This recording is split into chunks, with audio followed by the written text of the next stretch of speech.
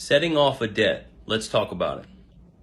There are official ways to set off a debt, and the best one that I know of is you get the creditor into an agreement through a private administrative procedure. You get them into an agreement that says the debt is uncollectible or invalid or it doesn't exist or whatever. Then you do a cancellation of that debt. Then you do an acquirement of that debt. Then you have to claim that debt as income received and pay on it taxes. You'll have to pay taxes on it as income.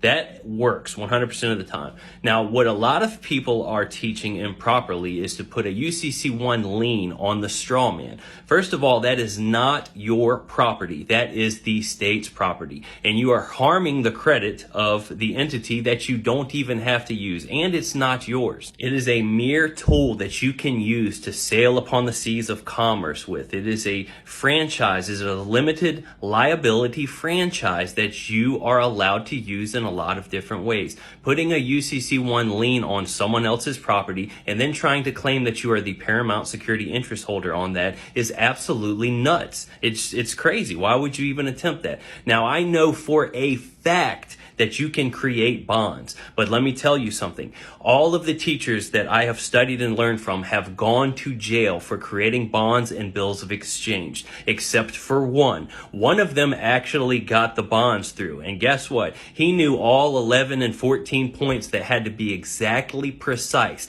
aka magnetic ink, micro font, on and on and on. And if you don't have 11 or 14 points exactly right, they're flagging a federal investigation against you. And if you get all 14 points and you get it through, the IRS is still not going to be happy and is going to start a process against you because you are not authorized to set off debt in that manner. So even though it is physically possible to create a bond and get it through the Treasury if you have all of your ducks in an order, the only one person that I know of that has done it still went to jail because the IRS and the federal government came to them and said, if you do not take this agreement, we are going to launch federal investigations against your mother, your brother, your sister, your aunt, your cousin, on and on and on. And the person did not want to fight the federal government for the rest of their life and took a plea agreement and then still went to jail. So if that's what y'all want to do, please continue to learn the secured party creditor process. Hey, I'll do you one even better. I have a free secured party creditor course process on my website that I paid $1,000 for that I went through and eventually learned that is completely fruitless. And any judge that allows you to get a remedy because you're trying to claim the secured party creditor over someone else's property is feeling sorry for you because at least you have one eye open and you're semi-awake versus all of the other sheep that are just sleepwalking.